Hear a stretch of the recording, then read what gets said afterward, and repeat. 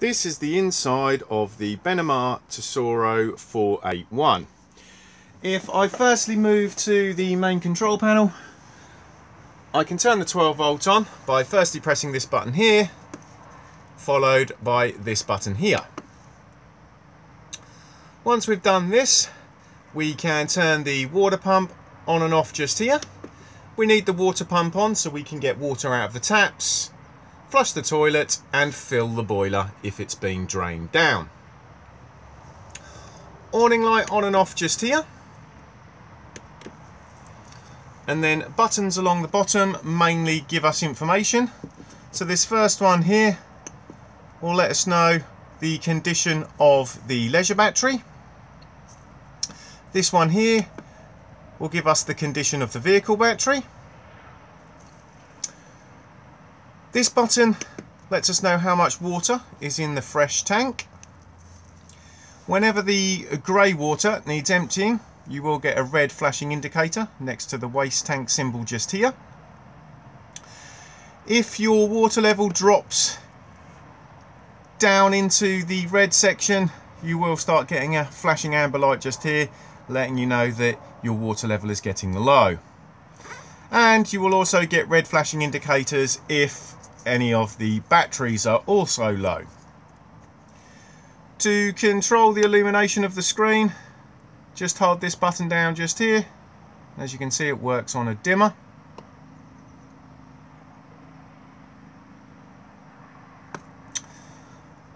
This light here is just indicating that we're currently connected to main supply, and when you start the engine of the motorhome, you will get a light just appear here to let you know that the alternator is charging both the vehicle and leisure batteries. This can only be viewed if the power is turned on the control panel. If this button here is turned off and you're hooked up to the main supply, you are not charging the batteries. So you do need to just make sure that this is on and this 12 volt is also on as well. If I now move round to the Tremor control panel for the heating and hot water, you'll see at the moment it's just displaying the time, and it's also letting us know that we're connected to mains electricity with the little picture of the 2-pin plug. If I now press the button here, you'll see a load of icons appear, and as I begin to rotate the button, they will start to flash.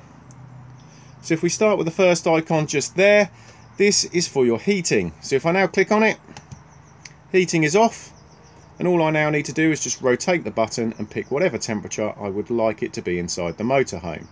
It will drop all the way down to 5 degrees for frost protection and go all the way up to 30 degrees. So once you've decided on a temperature, just press the button to store it in, and you'll now see a little flames appeared above. That little flame there just represents the heating system, and it's just letting you know that you have set a parameter. Whenever the flame is flashing, that is indicating that the heating is in operation, and it will continue to flash until it's achieved the temperature you have asked. If I now press the button again and I rotate to the next icon, this one here is for your hot water, and all again I need to do is just press, and you'll see that hot water is off. If I rotate, I can heat hot water in eco mode, which is about 40 degrees. I can heat in hot, which is about 60 degrees. And I can also perform a boost on the boiler. The boost was mainly designed for if there's going to be more than one of you having showers in quick succession of each other, or if you just want hot water very quickly. If you do perform the boost and the heating's running, the heating will turn off as it needs to use the extra power.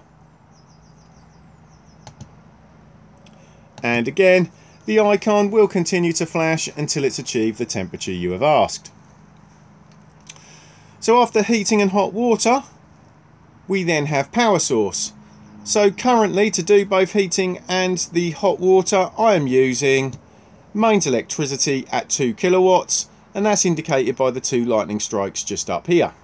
If I rotate the button, I can lower the power consumption to 1 kilowatt, which is very handy if we're on a low amp site to try and avoid tripping. If I have both power sources available, I can run in dual fuel, so a mixture of gas and mains at 2 kilowatts, indicated by the little gas bottle and the 2 lightning strikes, or gas and mains at 1 kilowatt. Dual fuel is very handy, especially in the winter months of the year if you want to get up to temperature really quickly. It will only consume the gas as it's required. And then lastly, if we have no mains, we can solely run on gas.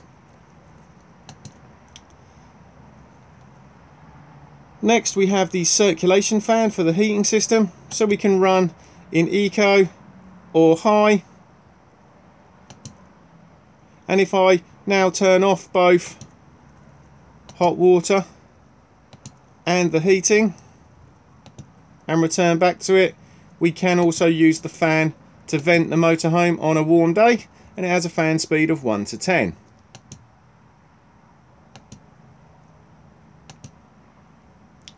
If I now drop to the lower icons, this first one here is for a basic timer.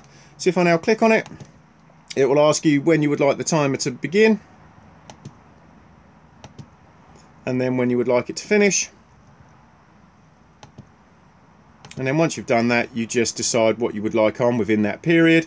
So let's say we want the heating on at 18. We want hot water in eco.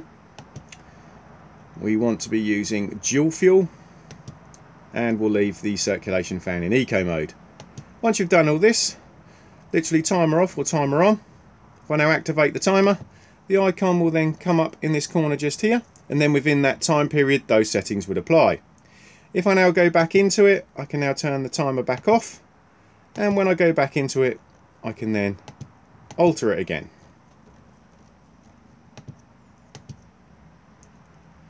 Next we just have the clock set. And then lastly we have the settings menu. So within here we have offset, which is just for the thermostat, which is just here. So if you don't think it's quite correct, you can just slightly alter it by a few degrees. Temperature, just if you prefer it in Celsius or Fahrenheit. Brightness of this screen.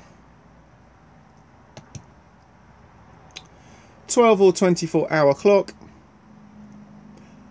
Language,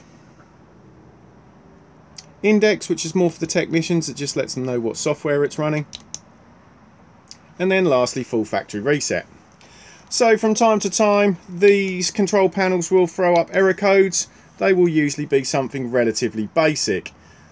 So if you're trying to run on main supply and you don't have mains connected, or you've tripped, etc., it's going to let you know on this control panel, and exactly the same if you were trying to run it on gas and you had no gas. An error code will appear as a warning triangle and then a series of numbers and letters. If you look in the manual or you Google it, it will tell you what the problem is. And if it's something relatively basic, once you've sorted the problem out, the error code will just automatically disappear. If that doesn't happen, just go to the warning triangle and double click on it, and then it will usually display no error and then disappear. If that's still not the case, if you still have anything running along the top here, just make sure you turn them all off, because the system can reassess a lot faster when it's not trying to do lots of things at once. If you've done that and still no joy, I then always suggest the good old-fashioned turn it off and turn it back on again, and we just hold the button down until it says off. If when you turn it back on again you still have an error code, I always then just say do the factory reset, because sometimes that's all that is required. The Tremor control panel can be also controlled via the Tremor app through either a smartphone or a tablet, etc. If you're going to do this, firstly download the Tremor app, and then once you've done this, make sure your Bluetooth is turned on your device, and then launch it. Once it's launched, you'll see a button that says remote control. Just press on that and follow the on-screen instructions. It will firstly ask you to go to the iNet box. And on this particular model, the iNet box is located just inside the wardrobe. And you can see it flashing away just here. So it will ask you to press the Bluetooth button, which is just here. It will send out the Bluetooth signal, and then you will be able to connect up to it. Once you've connected up, you will then be able to control your heating and your hot water locally via Bluetooth. What you can also do is pop in a pay-as-you-go SIM card. Just roughly about where my finger is just here. Register this through the app, and then you can control your heating and your hot water from much further afield. Just above that, you will see the digital amplifier for the television aerial on the roof. And if I then just go round, you'll be able to see the TV bracket just there. Just undo, and then it can be slid up and down, and obviously the arm can then come out as well. Tucked up here we then have a main socket, a 12-volt socket, and the aerial fly lead. If I now come to the bench seat just here and remove the cushions, and I now just lift up at this section just here, you will see that we have the battery charger just here. So this is what is charging both the vehicle battery and the leisure battery when the van is connected up to mains electricity. We then have the 12-volt fuses just there. So if anything is not working on 12 volt, just check to see if you've blown a fuse. And then just tucked underneath here we have the mains trip switches. So again, if anything is not working on mains, just check to see if you've tripped at this point just here.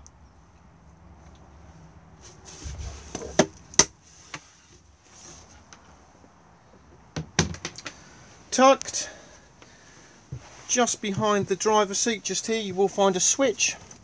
It's on when the light is on, and this is just for the waste tank heater. So if you are using the motorhome in extremely cold climate and you've got water going into your waste tank, you can just pop this on to avoid any frost damage occurring. The freshwater tank does not have a heater in it, because if I now just remove the cushions just here, you'll see that it's an internal tank. So if I just lift up this section just here,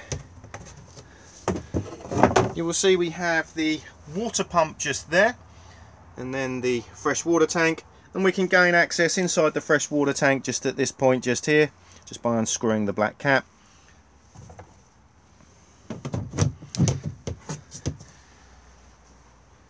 This section here can be dropped to give us 2 travel seats, and all you need to do is just pull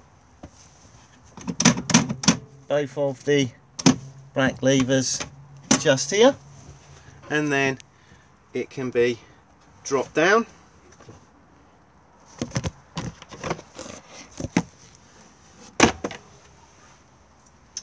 The Tremor boiler is just located here, and then to drain the boiler down for winterization, just need to remove this section just here, and you can see the drain valve just there. These particular drain valves are automatic, so if it's in the closed position like it is at the moment and the temperature inside the motorhome drops below about 3 or 4 degrees, this will automatically open and drop all the water out of the boiler to frost protect itself. If you are going to manually drain the boiler down, firstly just make sure the water pump is turned off, and then come to this blue diamond just here and twist it, and it will then drop all the water. So if I now do that, watch as I twist it, a blue button will just pop out at the base of the unit, and all the water is now being dumped out. Because I've left the water pump on, all that's happening now is the water pump is now frantically trying to refill the boiler.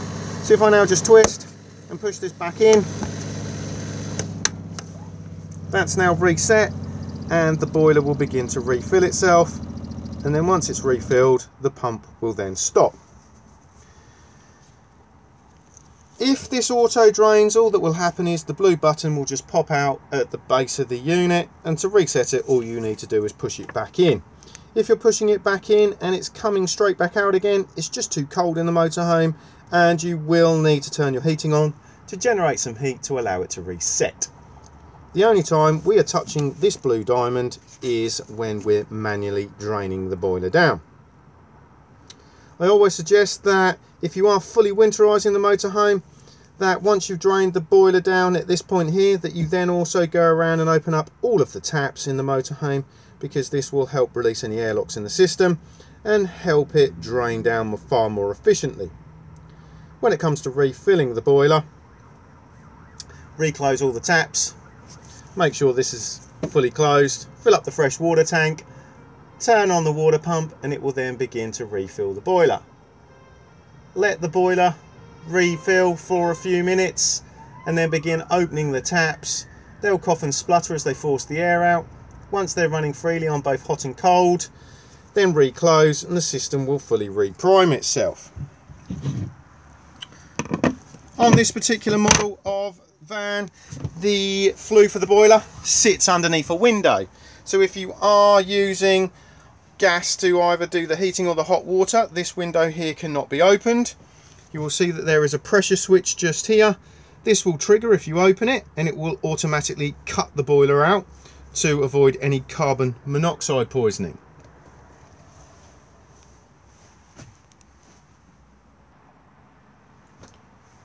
In the overhead locker just here, you will find the solar panel regulator. You do not need to do anything with this. It will just smart charge the batteries as required. You'll see at the moment that it is actually charging either the vehicle or the leisure battery at the moment. If it's not required, you'll get a green light on just here and it will let you know that it's in float mode. If there's a problem with the solar panel, you will get a red light appear just here on the alarm.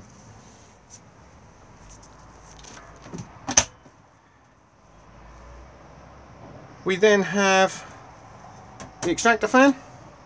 So we have light on and off just here, and then we have fan speed just here, and beneath that we have the electric hot plate. So this will operate when the motorhome is connected to main supply, and the red light comes on to let you know it's in operation. Beside that we have two gas rings, and it's just a matter of pushing in, twisting and pushing the igniter.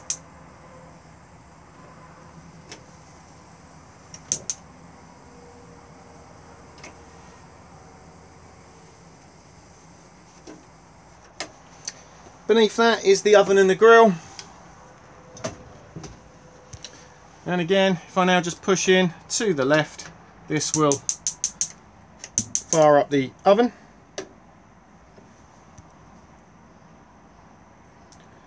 And then if I go back to the off point and then push in and go to the right, we can then fire up the grill.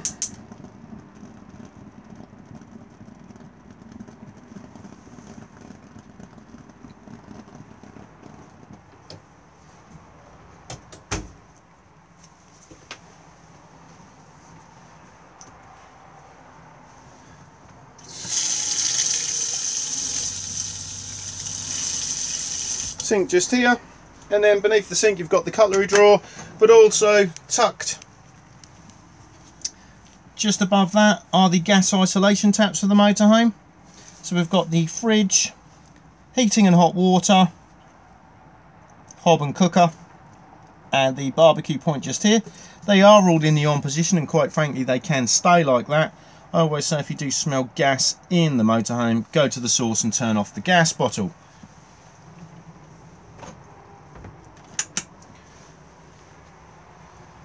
Microwave just here, and again, like the hob, it will work when the motorhome is connected to mains electricity. Always advisable to remove the contents for travel, and you'll see that this is a grill combi. So just press here to select your power settings, grill, or your combination. We then have quick start just here, stop, or you can set your power set, your auto cooks just here. Beneath that we have the Thetford fridge. So on and off, just on the button just here. This is an automatic model, so as long as it's on A for auto, it will find the best power source it can for you. So because we're currently connected to main supply, it's put us onto mains with a little picture of the 2-pin plug just there. If I was to now run outside and pull the mains lead out, it would then automatically attempt to fire itself up onto gas, and then as soon as you start the engine of the motorhome, it will then automatically go over to 12 volt maintain to keep the fridge cold whilst on the move. As you can see, after a few seconds the screen will disappear, but you can see that it's still operating on the green light just there, and if I just tap it, it will re-illuminate. We can take it out of auto if we wish, and it's just by pressing this button just here, so I can manually put it onto mains. I can manually put it onto 12 volt maintain. We're going to get an error code at the moment and a red flashing light just here because the engine's currently not running. And I can also manually put it onto gas. Temperature control just here. And then lastly, we have the unit's anti-condensation jacket button. So off and on just here. You need the condensation jacket on in the warmer months of the year to stop a build-up of condensation behind the unit, which would then run down the back and form a puddle beneath it. Freezer box at the top, and then a nice large fridge beneath it.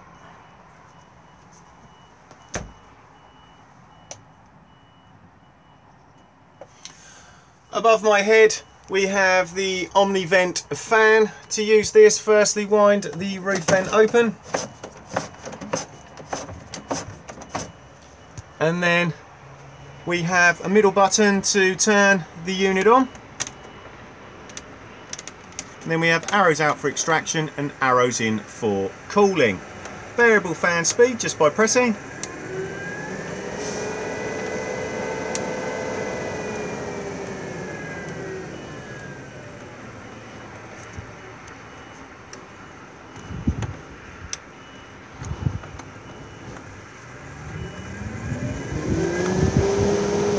Do make sure that all roof vents are down for travel.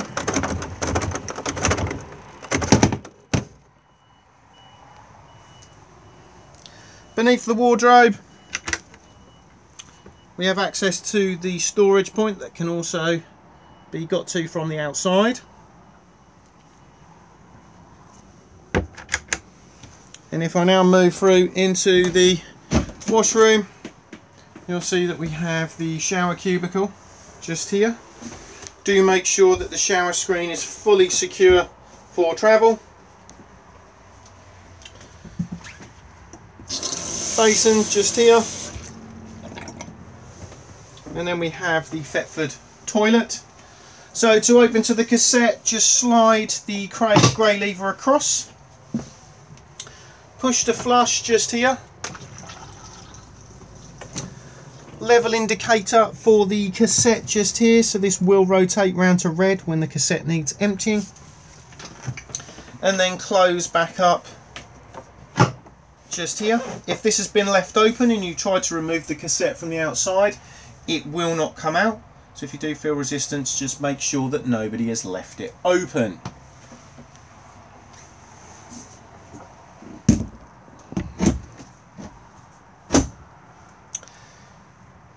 To move the table around, just use this lever just here, and this will then allow you to slide it all around.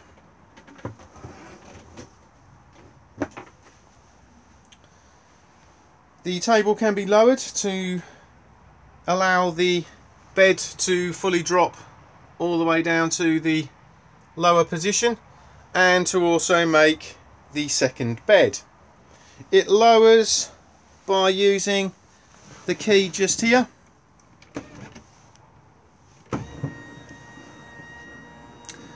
When lowering it, it needs to rest on these sections just here.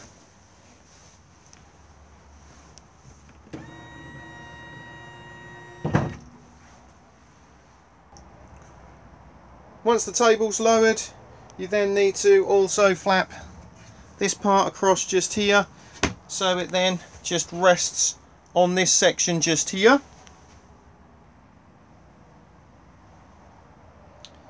Next, all that's needed is this cushion to just come out to this point just here, and then the backrest cushion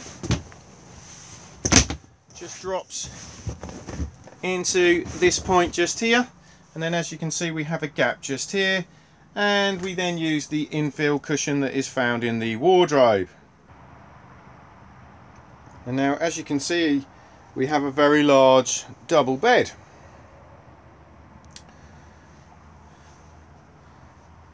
To lower the electric bed down, just pop the key in and then just literally just turn, and as you can see, as soon as you let go it will stop. So you can have it in the higher position, so you can use the lower bed as well, and as you can see the ladder's just there and it just hooks onto these 2 points just here. If you are going to have the bed in the lower position, firstly just make sure that the lights are turned off to avoid scorching any of the upholstery. Make sure all of your cushions are out of the way, and then just continue to lower.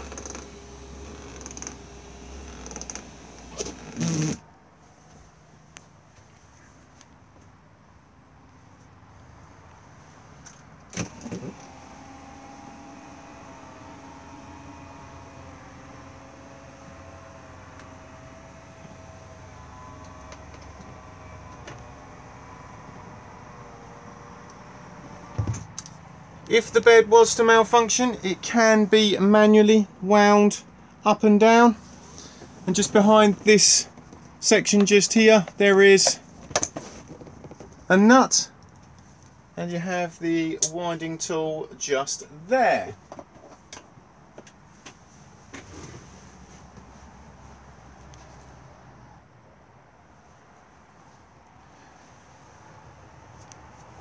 Smoke alarm and carbon monoxide alarms just here, both battery operated, so just press the buttons just to double check that they are working.